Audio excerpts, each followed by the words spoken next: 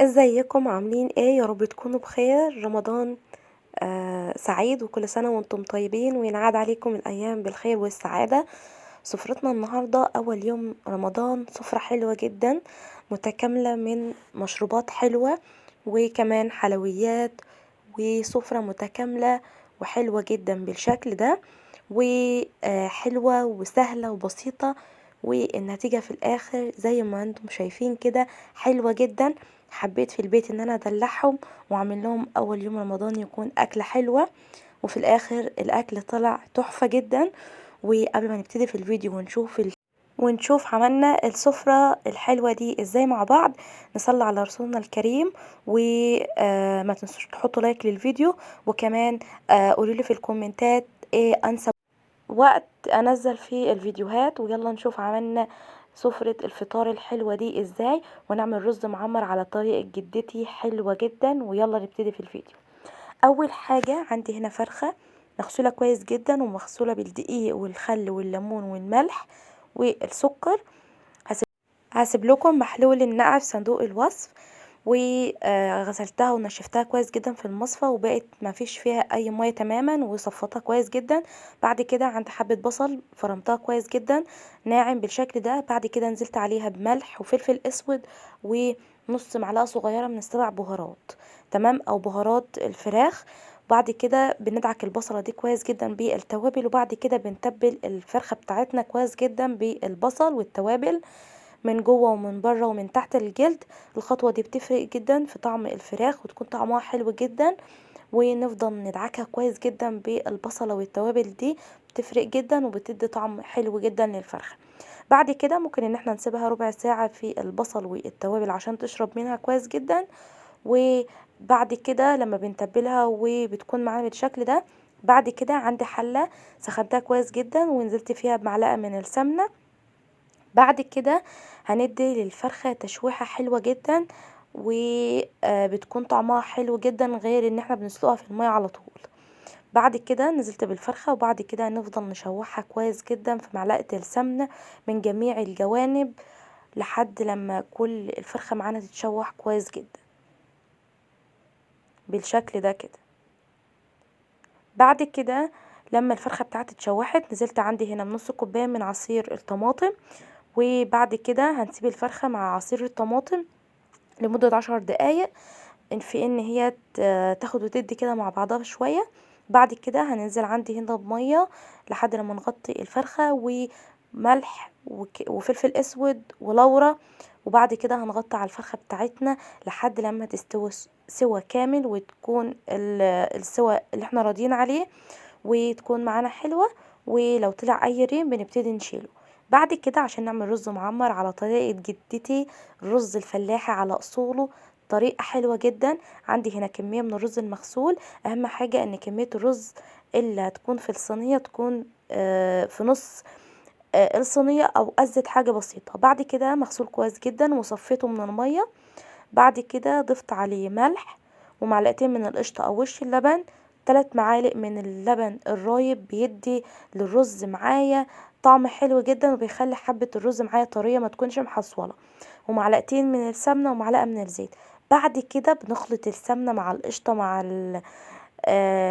اللبن الرايب بالرز كويس جدا لحد لما كل حبة من الرز تتغلف بكل القشطة والسمنة والزيت، وبالتالي تكون الرزاية معايا متطعمة وتكون طعمها حلو، وفي نفس الوقت طرية ومش محصولة ومفلفلة، وبتكون معانا طعمها أحلى بكتير جدا.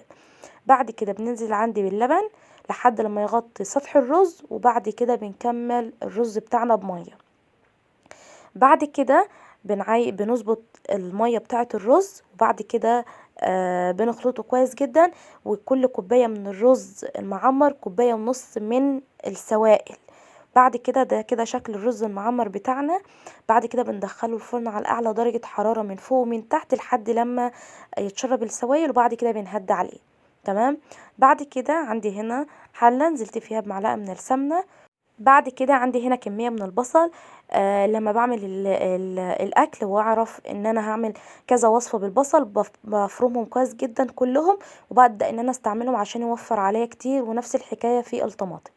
بعد كده نزلت بالبصلايه صغيره كده مفرومه، وبعد كده شوحتها لحد لما خدت لون ذهبي. بعد كده نزلت عندي بنص لتر من عصير الطماطم وملح وفلفل اسود وكمون وكزبره وربع معلقه صغيره من السبع بهارات، وبنخلط المكونات دي كلها مع بعض مع ربع معلقه صغيره من السكر عشان حموضه الطماطم.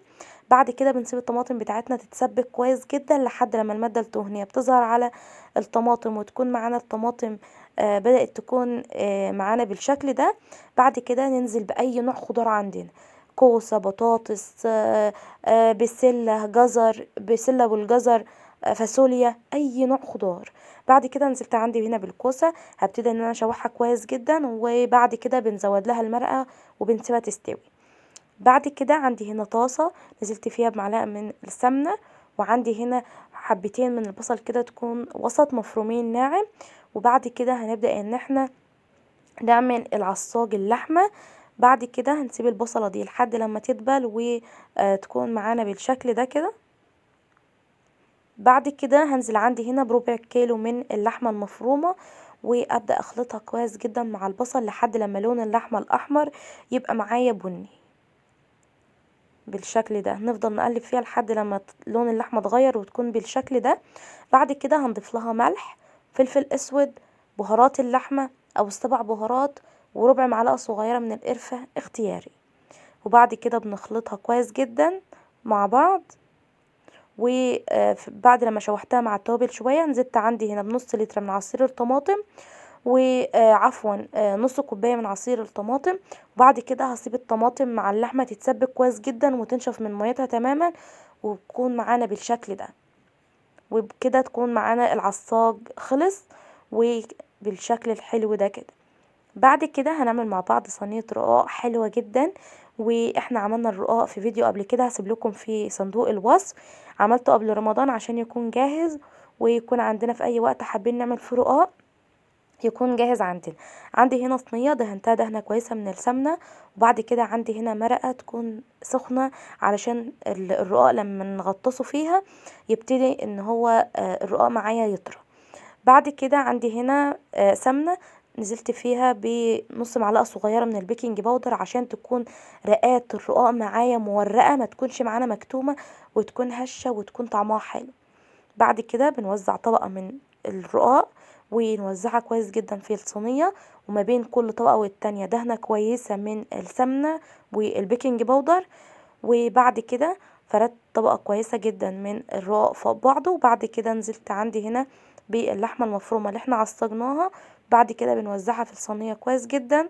وبعد كده بنكمل رقات الرقاق بنفس الطريقة. اهم حاجة تكون رقات الرقاق عددها نفس عدد الرقاق من فوق بالشكل ده كده، عشان تكون اللحمة معانا متوزعة كويس جدا، ما تكونش سمكها مش مظبوط. بعد كده لما خلصت كل رقات الرقاق فوق بعضها، بعد كده قبل ما ندخله الفرن بنقطع الرقاق بتاعنا بالشكل ده. وعندي هنا طبق فيه كوباية من اللبن وعليه معلقة كبيرة من القشطة وملح وفلفل اسود، وممكن نضيف بيضة اختياري لو احنا حابين. بعد كده بنخلطهم مع بعض كويس جدا وبنوزعها على صينية الرقاق بالشكل ده، وبندخلها الفرن على اعلى درجة حرارة من فوق ومن تحت لحد لما تاخد اللون الحلو. بعد كده عندي هنا الفرخة بتاعتي لما استوت بعمل لها صوص حلو جدا بيودي طعمها في حتة تانية. كمان الصوص ده احنا عملناه كتير اول القناة، ولكن حبيت اعمله معاكم تاني.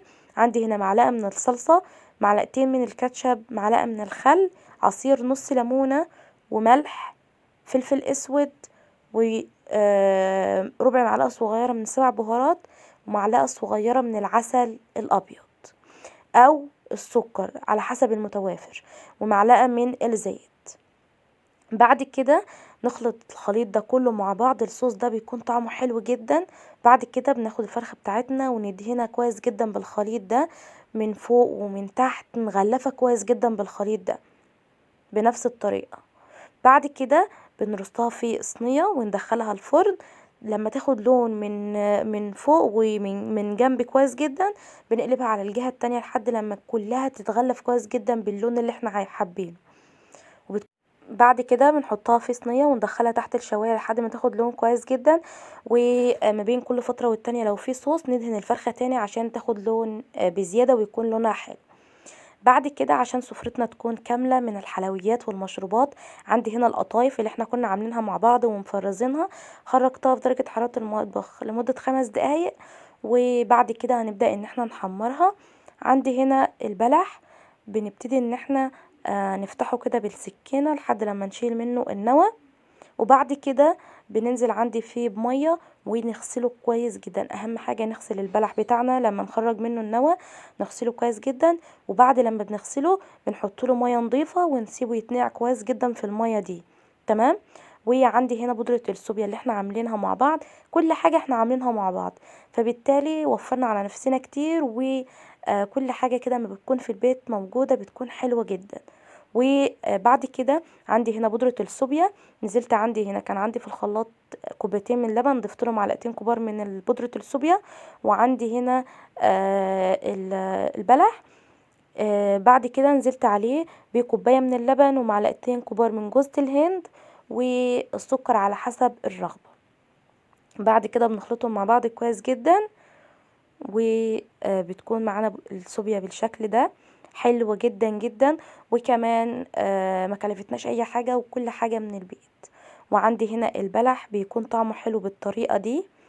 وبعد كده ده كده المشروبات اللي احنا عملناها، عملنا لبن، بلح باللبن، وعملنا الصوبيا، وده كده كانت سفرتنا النهاردة. كمان عملنا فيها، عملت هنا ملوخية خضرا، كانت لسه بادئة تظهر في السوق وكده، فهي طعمها حلو جدا، ولما ماما جابتها من السوق قلنا نعملها بالمرة. ف والفرخة بتاعتنا بالصوص ده طعمها رهيب جدا. جربوا الطريقة دي في الفرخة، بتغير طعمها جدا غير المسلوقة واللي احنا متعودين عليه. كمان جربوا الرز بالطريقة دي على طريقة جدتي، بطريقة سهلة جدا وبسيطة، ودي الطريقة اللي انا بعتمدها على طول وبنعملها على طول، وحلوة جدا. عندي هنا الملوخية، وعملنا شوربة لسان عصفور، وحمرنا القطايف، وده كده كانت سفرة الفطار بتاعتنا النهاردة. ويا رب تكون سهلة وبسيطة، فلو عجبتكم ما تنسوش تعملوا لايك للفيديو وشير، وان شاء الله نتقابل في فيديو